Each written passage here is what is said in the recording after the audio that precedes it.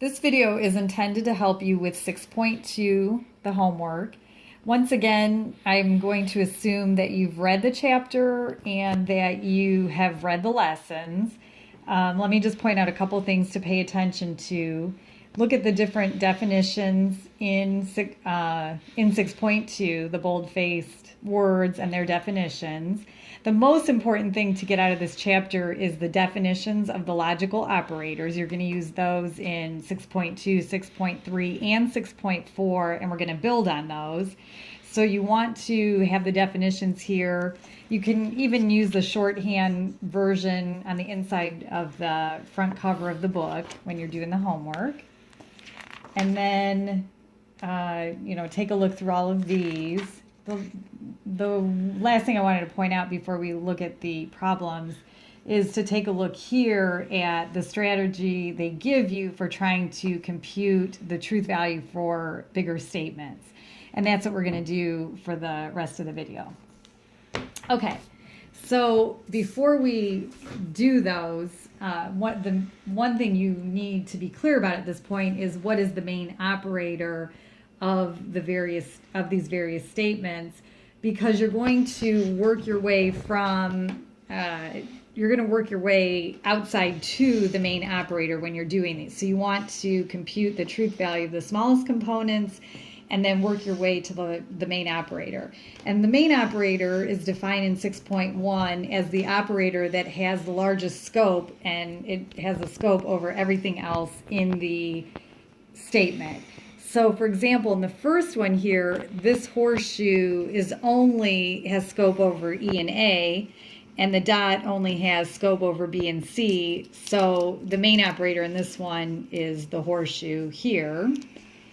In the second one, the tilde only has scope over the A. It's negating the A, so the wedge. In the third one, it would be the horseshoe for the same reason.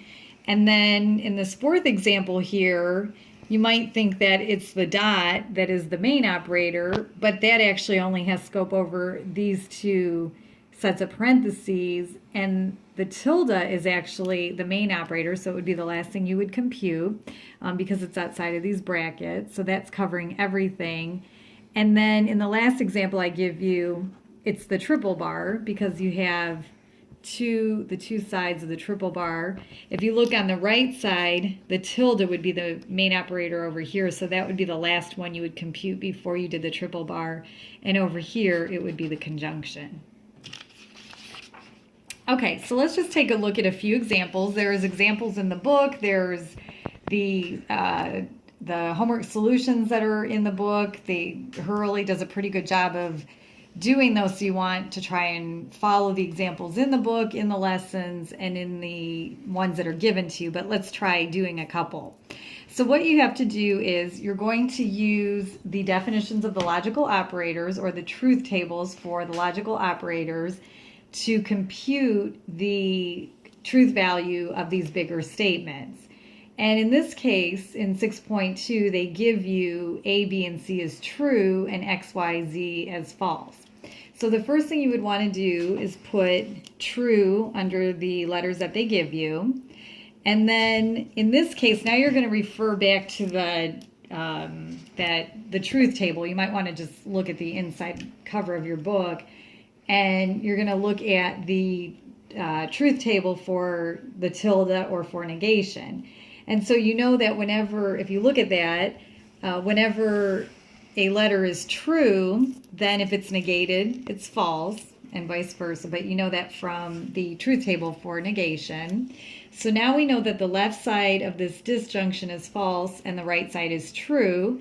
And if you look at the truth values for the disjunction, you know that when you have the left false and the right true, the entire statement itself is true.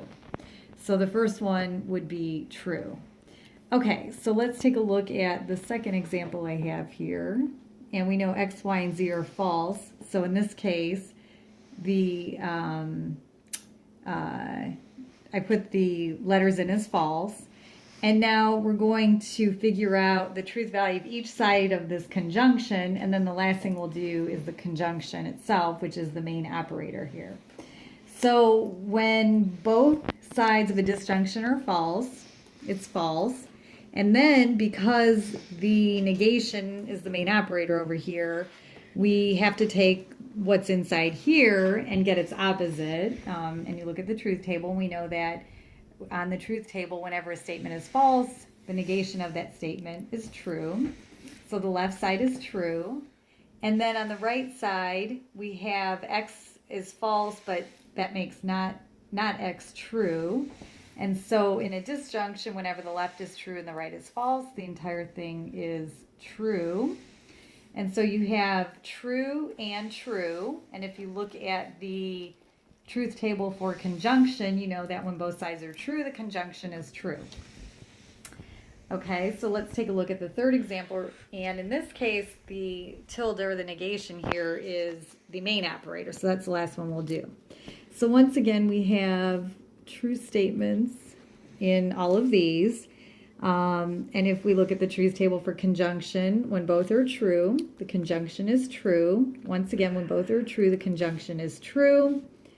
But in this case, you have to negate what you have, and we know that whenever a statement is true, the negation of it is false. So we have true and false is false. And then when we negate that, we get true. Okay, so at the end, after you do true and false is false, you negate it, you'll get true. And then in the last example, we have a disjunction. And so that's the last one that we'll do. We have false, false, true, true. So we know that when we have a statement that's true, the negation of it is false. And true and false makes that conjunction false. And then on this side, we have the y is false. So we want to, we know that when a statement's false, the negation of that statement is true. We have false and true, which is the conjunction of those. False and true is false. And then if we negate that, it's true, because the negation of a false statement is true. So we have true on the left and false on the right. True or false is true. So all of these are true.